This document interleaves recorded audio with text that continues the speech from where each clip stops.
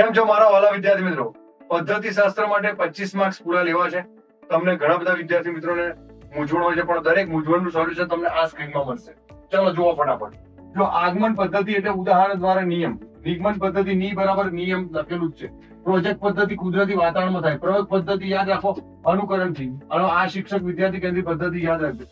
નાટ્યકરણ મનોરંજન માટે વિદ્યાર્થીઓ નાટક દ્વારા જે વિષય વસ્તુ શીખે ચિરંજીવી યાદ રાખે. પ્રશ્નોત્તરી પદ્ધતિ જનરલ મેથડ દરેકમાં આવે. બરાબર, આપણે એ જોવાનું છે કે આપણી કઈ પદ્ધતિ છે, પરંતુ અમુક પદ્ધતિ જે છે દરેકમાં આવે. જો અર્થબોધ પદ્ધતિ યાદ રાખજો. બરાબર, અનુવાદ પદ્ધતિ ગ્રામર ટ્રાન્સલેશન મેથડ જીટીએમ કહેવાય જેને. અનુવાદ સંસ્કૃત વિષય વાળા માટે. કથન ચર્ચા પદ્ધતિ યાદ રાખજો, જેમાં પ્રશ્ન પૂછીને કથન કરવાનું, પ્રશ્ન પૂછવાનો, કથન કરવાનું, પ્રશ્ન પૂછવાનું. પૃથ્થકરણ અને સંયોગકરણ ગણિત માટે આ બહુ જરૂરી છે. સ્થાન કિંમત માટે 2, 3, 8, 4, 9, 23, 849 કહેવાય. સિમ્પલ, આ છૂટું પાડી દીધું. આને પૃથ્થકરણ સંયોગકરણ. ટીમ ટીચિંગ, જ્યારે 2 થી વધુ શિક્ષકો જ્યારે ટીમ ટીચિંગ કરાવે, આની અંદર તમે જો ટીમ ટીચિંગ ની અંદર જો એને 2 થી વધુ શિક્ષકો જયારે ભણાવે, અધ્યાપન કરાવે તો વિદ્યાર્થીઓને પણ મજા આવે છે. અનુબંધ, એક વિષયને બીજા વિષય સાથે જોડે છે. સિમ્પલ વસ્તુ.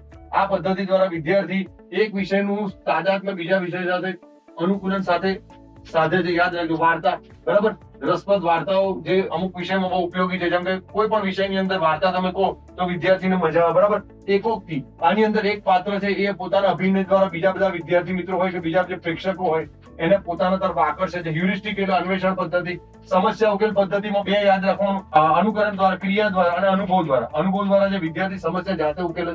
નિદર્શનમાં એવી રીતે આપણે ચાર્ટ અને નકશા ગોઠવવાના છે કે જે વિદ્યાર્થીઓને સરસ રીતે દેખાય અને સરસ રીતે સમજણ પડે. બરાબર, અને એમનું જ્ઞાન ચિરંજીવી બને. આ યાદ રાખવાનું. નિદર્શન પદ્ધતિના અર્થ આપણે સમજવાનો. સ્વાધ્યાય પદ્ધતિ એટલે સ્વ અધ્યયન. વિદ્યાર્થી સ્વ અધ્યયન કરે. આ બહુ મહત્વની પદ્ધતિ. જૂથ ચર્ચા, ગ્રુપ ડિસ્કશન, આમાં વિદ્યાર્થીઓ સાથે સહયોગની ભાવનાનો વિકાસ થાય છે.